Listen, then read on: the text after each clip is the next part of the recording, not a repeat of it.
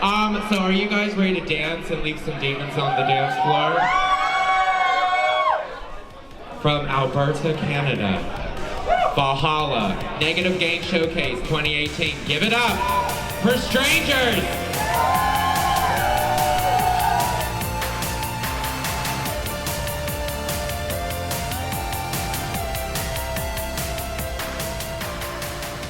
I was exposed to a lot of dark things at a young age. Both of my parents come from El Salvador, and there was a lot of civil war at the time when they were growing up and when me and my brothers were born.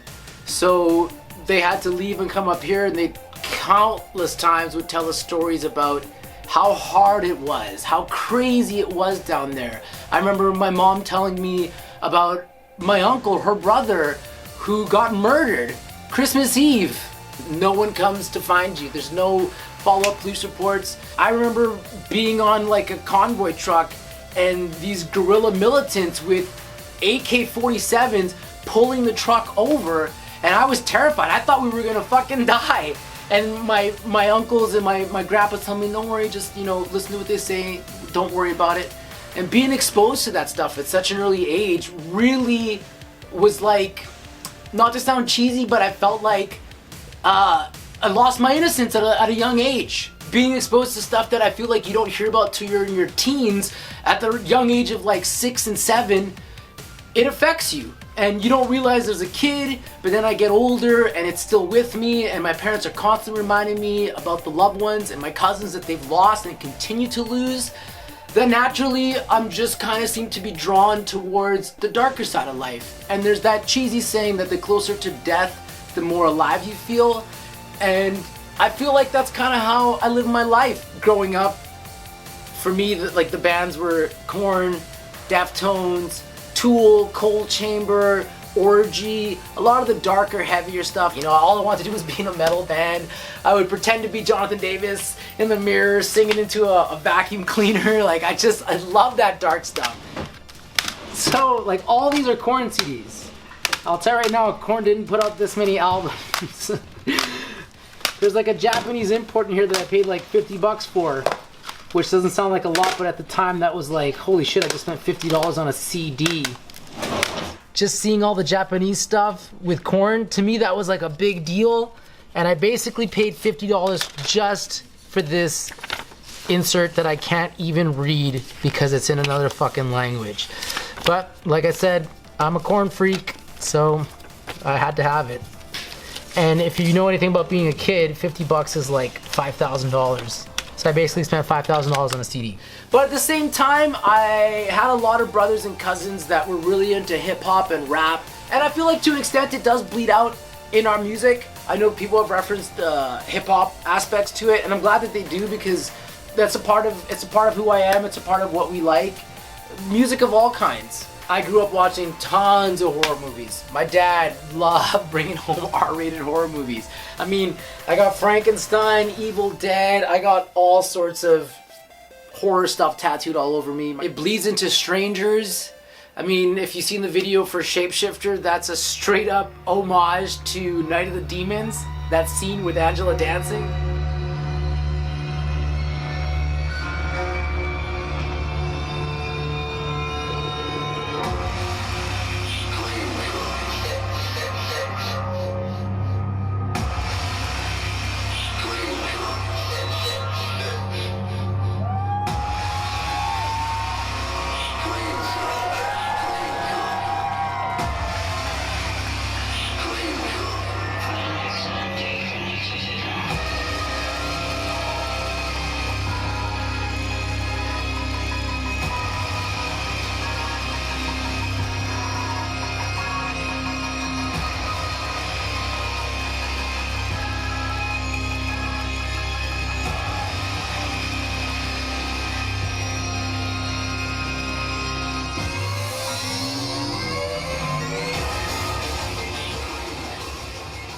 Personally, I can't believe that anyone cares about anything that I'm doing and connecting to the music, and especially the lyrics. I mean, I'm surprised you're even talking to me.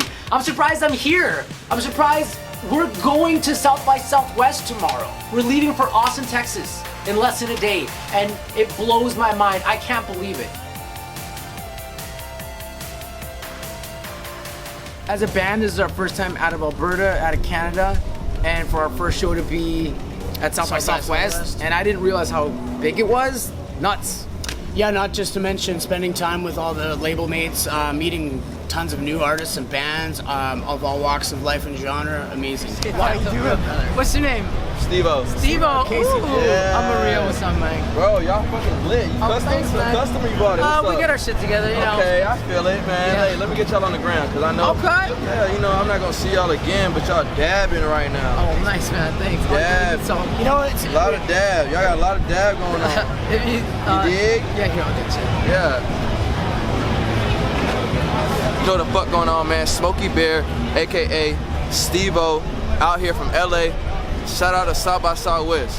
2018 shit, you dig?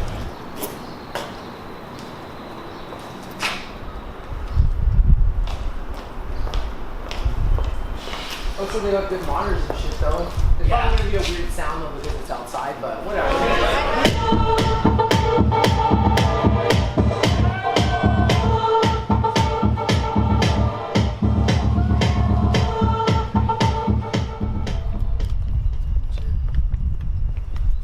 I have a hard time with genres and labels, but people have been telling us what synth. yeah, is this song? synth based. They've been telling us synth, so I've been going with what people say, because yeah, I'm an idiot. I have a hard time with labels and genres. So synth. I wouldn't say we're just synth. That's our main influence, but I'm influenced by everything from top 40 to indie to metal. Yeah, I kind of agree with them too. Like, it seems like we fall under the umbrella of synth. People keep saying that, but I mean, there's elements of like post-punk, dark wave, retro, even like a bit of like rock, some metal. I find it's harder to find, but people say like synth / like dark wave, electro. I don't know. I have a hard time labeling it. We'll just right? leave it up to the listeners, I guess, to define what they think we sound like, because Yeah. I don't really know either. I honestly don't really know. don't know. You tell us. Yeah. I don't really know. You tell us.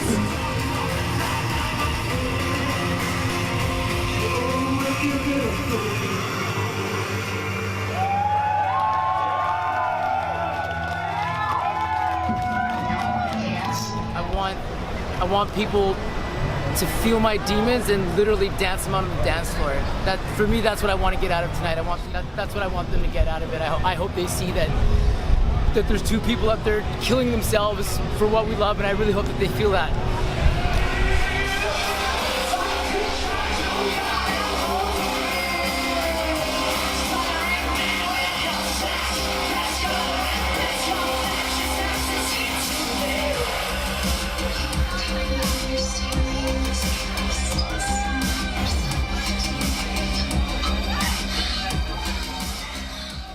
For me, music sparked the fire and it burns in me forever. It's like breathing. I can only hold my breath for so long. If I try to not write music or make art, eventually I have to. And I feel like a lot of artists would agree with this and can relate to it. It's an outlet. Like, everyone's got their demons, and if I didn't have some sort of musical outlet to like write songs or create art, not to sound dark, but like, I'd probably fucking kill myself. I don't think I'd be alive right now. And that's why I make it, because it's self-medicative therapy. It's a drug. I'm addicted to the drug of music, and if I don't have that in my life, I would be going through some mad withdrawals. It makes me feel rich with life and soul and meaning, purpose. Even if it never ever pays, I would still keep doing it. It's like I said, it's like holding my breath. I can only do it for so long, and then I'm gasping for air. Like, it's a damn expensive hobby. I mean, it'd be nice if I could make this a career and live my life making music, paying my bills, but even if I can't, I'm still gonna do it. We're still gonna do it. There's no way around it. There's no way around it. Till I die, 100%, till I die, we will be making music and art. There's no way around it.